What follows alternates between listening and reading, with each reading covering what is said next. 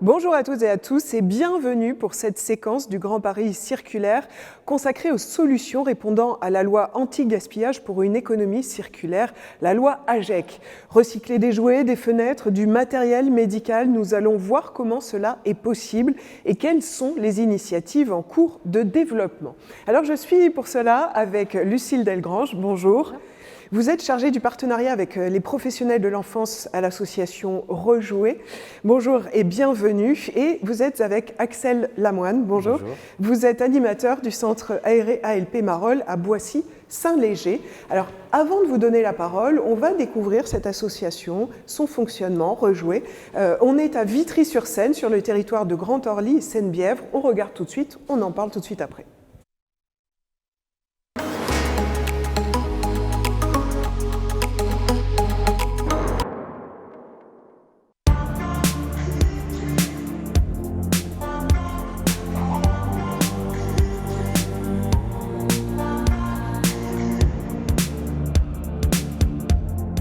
Rejouer, c'est un atelier d'inclusion socio-professionnelle donc qui collecte des jouets, qui les revalorise et qui les revend à prix solidaire. On est acteur de l'économie sociale et solidaire à la fois sur le plan environnemental et aussi sur le plan sociétal. Puisqu'on accompagne des salariés en insertion. Donc finalement, l'activité du réemploi, c'est notre outil d'accompagnement de nos salariés.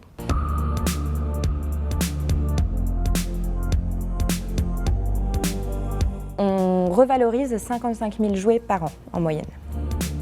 On s'inscrit dans la loi AGEC puisqu'on propose aux structures d'avoir accès à des jouets qui sont issus du réemploi. C'est vrai qu'il y a 100 000 tonnes de jouets qui sont jetés chaque année en France.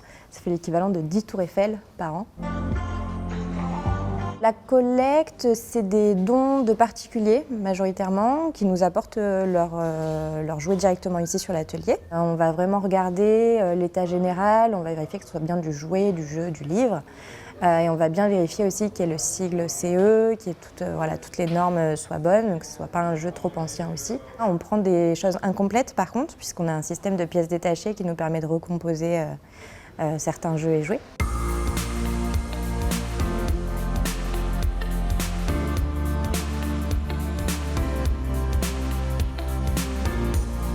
La phase de revalorisation, c'est une phase sur laquelle on va vraiment nettoyer, vérifier et recomposer. Donc nettoyer de manière écologique sur tout le parcours. Donc voilà, on utilise des produits naturels, bicarbonate de soude, vinaigre blanc. Et puis ensuite la partie recomposition, réassemblage. Donc sur le jeu de société, on va vérifier le nombre de pièces, on va éventuellement compléter avec les jeux qu'on a déjà. Et puis sur d'autres types de jouets, ce qu'on fait c'est de la composition. On va créer des petits lots autour d'un thème, d'un univers, etc.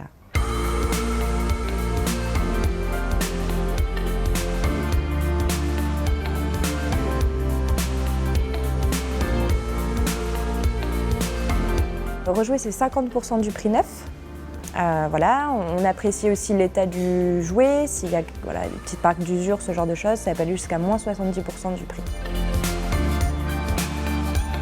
On a 2 boutiques pour les particuliers. On en a une dans le 14e à Paris et une à Villejuif. La boutique professionnelle, c'est une sélection qui est vraiment axée premier âge, usage en collectivité, les crèches, les ludothèques, les écoles, les associations aussi. En soi, c'est toute structure qui a besoin de jeux, de jouets, de livres. Aujourd'hui, on est 41. Il y a 41 personnes en insertion qu'on accompagne aujourd'hui. Par an, c'est environ 60 personnes qu'on va accompagner sur une année. Il y a un double suivi pour nos salariés en insertion, à la fois donc sur l'activité elle-même, sur l'atelier avec les encadrants techniques qui sont là pour les accompagner dans leur production, les aider à développer les compétences, en mettre d'autres en lumière. Et à côté de ça, il y a aussi un accompagnement donc, de nos conseillères en insertion sociale et professionnelle Et donc là, ça va être travailler le projet professionnel, trouver des formations, trouver des stages, passer des entretiens. Et puis aussi à côté de ça, les accompagner sur des démarches plus personnelles. Ça peut arriver qu'il y ait des professionnels qui aient des craintes par rapport à la qualité, à la sécurité des jouets qu'ils vont pouvoir trouver ici. Venir directement sur l'atelier, voilà, voir la qualité des process, etc., ça leur permet vraiment de se mettre en confiance. Le fait d'être sur l'atelier, de voir le travail de nos salariés en insertion, de prendre conscience de cette dimension sociale aussi qu'il y a ici, qu'on voit un peu moins que la dimension environnementale, écologique.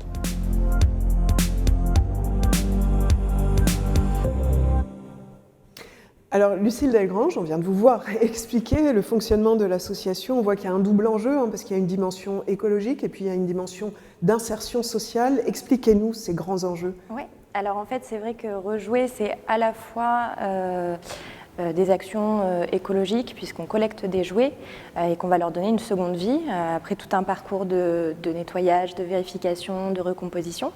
Mais à côté de ça, c'est aussi un engagement social, puisqu'on est un chantier d'insertion, plus précisément un atelier d'inclusion sociale et professionnelle. Et donc on accompagne en fait des hommes et des femmes vers l'emploi durable, à travers en fait notre activité de réemploi. C'est notre outil d'accompagnement finalement, ça aide à développer des compétences, en mettre d'autres en lumière. Et à côté de ça, il y a aussi un accompagnement sur la préparation d'un projet professionnel, trouver des stages, passer des entretiens, découvrir des métiers, etc. Donc il y a vraiment ces deux aspects-là, ces deux dimensions importantes chez Rejouer. Et ça fait des achats éco-responsables pour ça. Il y a des formations pour s'occuper justement des jouets, les réutiliser, savoir comment les nettoyer, les remettre en route. Oui, tout à fait. C'est vrai que c'est des process qu'il faut prendre en main. Il y a des tâches très différentes. Ça peut être le tri, donc le fait d'observer le jouet, de regarder qu'il y ait bien le sigle CE, de s'assurer que ça soit bien du jouet, etc. Il y a la période de revalorisation où ça va vraiment être le nettoyage, la vérification, les composants électroniques, etc.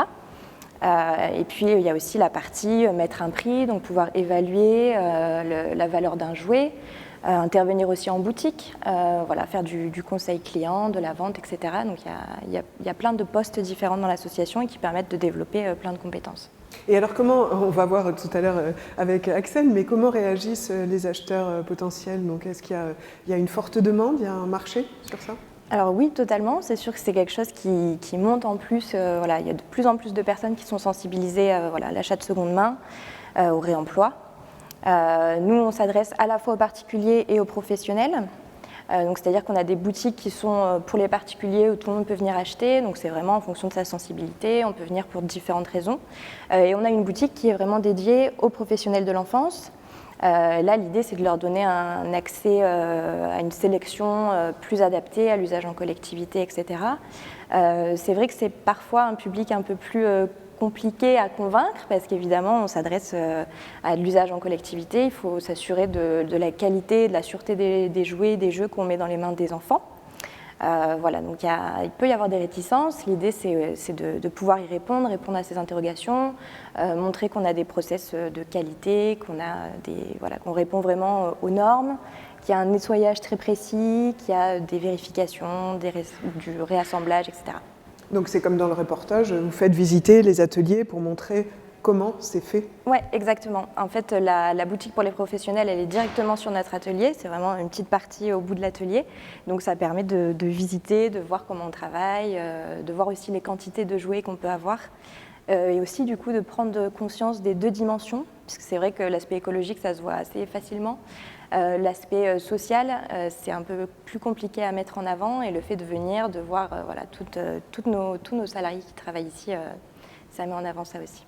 Alors, Axel Lamoine, donc, en tant qu'animateur de centre aéré, vous avez eu droit à une visite de l'atelier, ça vous a convaincu? Totalement, oui. Effectivement, on ne connaissait pas l'aspect social de l'association, donc du coup, on a découvert ça sur place. Oui, une belle visite, et une visite justement qui donne envie même de montrer aux enfants. Parce que justement les enfants donc, du coup, jouent avec les jouets grâce à Rejouer, et on a envie aussi, en tout cas on y pense, et ça va être des futurs projets justement, que les enfants eux aussi puissent devenir encore plus acteurs de tout ça, et justement qu'ils puissent eux-mêmes voir tout le processus parce qu'ils nous posent des questions, nous on leur répond et je pense que déjà leur montrer ce sera encore mieux. Donc ils auraient droit aussi à une visite, à une explication, Ouais, c'est ça, dans vrai, le locaux? on organise des visites, on essaie de tisser des liens qui ne soient pas juste de la vente en fait, avec voilà, toutes les structures qui achètent chez nous. On propose d'organiser des collectes, ça permet de sensibiliser au réemploi, ça permet de créer du lien dans la structure. Venir faire des visites découvertes quand il y a des petits projets autour de l'environnement, tout ça. Voilà, on essaie de créer un lien, ça peut être aussi sur le côté de l'insertion. Proposer, voilà, c'est vrai qu'on accueille, on a une particularité chez Rejouer, c'est qu'on accueille beaucoup de femmes en insertion. C'était un petit peu prévu pour, le temps de travail est aménagé, la pause, le jour de congé c'est le mercredi, voilà, pour la garde d'enfants, etc. Et du coup, on a beaucoup de personnes qui s'orientent vers les métiers de la petite enfance, ce genre de choses. Et donc, c'est vrai que tisser des liens aussi entre nos structures partenaires et l'insertion, ça permet de pouvoir proposer des stages, des présentations métiers, ce genre de choses.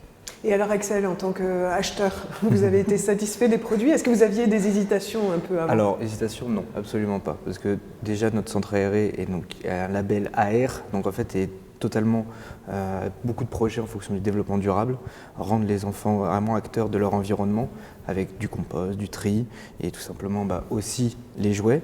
Il y a forcément aussi un aspect économique, hein, comme Lucille le disait, c'est 50% du prix, donc du coup forcément nous ça nous a aussi intéressé, il ne faut pas le négliger et se dire que 50% du prix ça nous donne accès à 2 fois plus de jouets, de loisirs pour les enfants.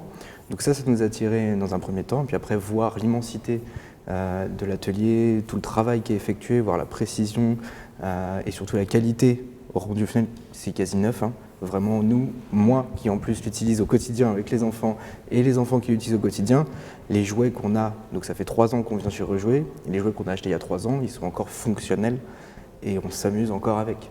Donc à la base, il n'y avait pas d'hésitation parce que ça nous intéressait d'un point de vue, ça rentrait dans nos projets. En y allant, on y était encore plus surpris et avec le recul, on a même envie justement de faire encore plus, de proposer aux enfants de voir, d'être encore plus acteurs comme je disais, et aussi de pouvoir aussi se rendre compte qu'un jouet, c'est pas parce qu'il est juste cassé qu'on va tout de suite le mettre à la poubelle. On peut le recycler, on peut le donner à des personnes compétentes qui savent y faire et voir et se dire « Ah, j'ai aussi participé au futur jouet de quelqu'un d'autre ». Et l'enfant s'inscrit totalement dans cette démarche-là et c'est important aussi pour nous de leur apprendre ça. Et vous avez l'impression qu'ils sont vraiment sensibles à ça, qu'ils ont compris l'intérêt de ce fonctionnement-là, de cette démarche? Si on leur dit pas, qu'on leur présente le jouet... Ils regardent le jouet, c'est tout. Ils regardent le jouet, c'est pour vous dire à quel point le jouet a l'air vraiment neuf. C'est à nous, notre rôle aussi, de leur expliquer d'où ça vient. Et comment on est arrivé là. Donc on a fait des photos, donc on leur montre des photos, on leur explique, et puis maintenant ils ont l'habitude de voir les étiquettes rejouées sur les jeux. Donc ils ont aussi pris l'habitude, après c'est une question d'habitude, ça fait 3 ans qu'on a des jouets, honnêtement la moitié du centre est quasiment équipé en rejoués, pour vous dire maintenant, parce que ce n'est pas juste des jeux de société, hein, ça va être aussi des jeux d'imitation, énormément de jeux, et donc du coup les enfants, en leur montrant, ils savent que on va rejouer, il y a des nouveaux jouets qui vont arriver, d'où l'importance de pouvoir les emmener au moins une fois. Et alors moi je me posais une question, parce que vous avez parlé de qualité de ces produits, est-ce que tous les jouets sont recyclables? Comment on fait? Je ne sais pas, il manque une pièce d'un puzzle, comment on fait?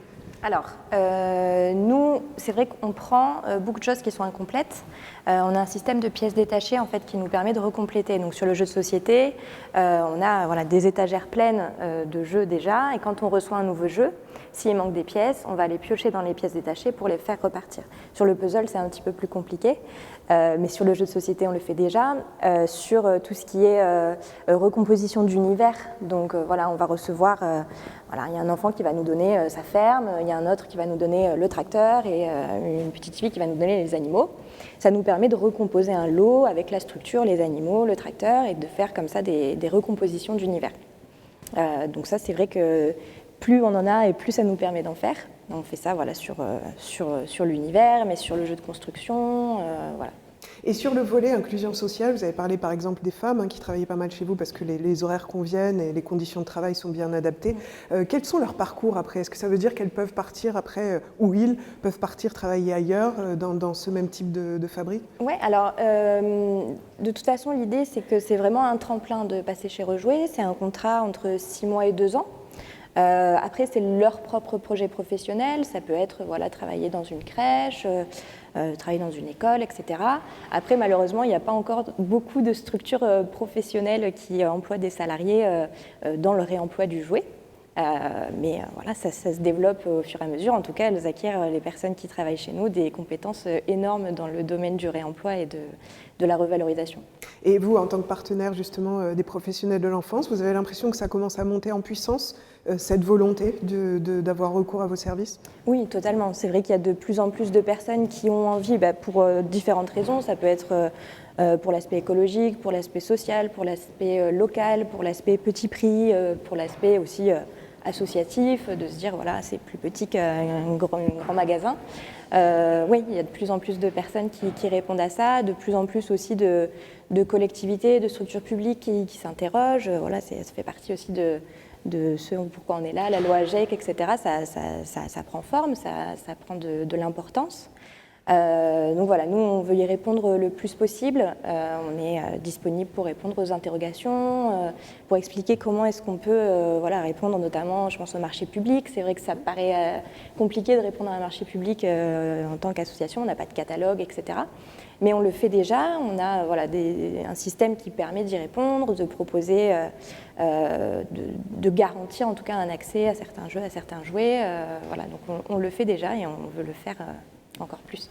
Alors Axel, en tant que prescripteur, vous donneriez quoi comme argument clé pour pousser les uns et les autres à avoir recours à ces jouets de chez Rejouer?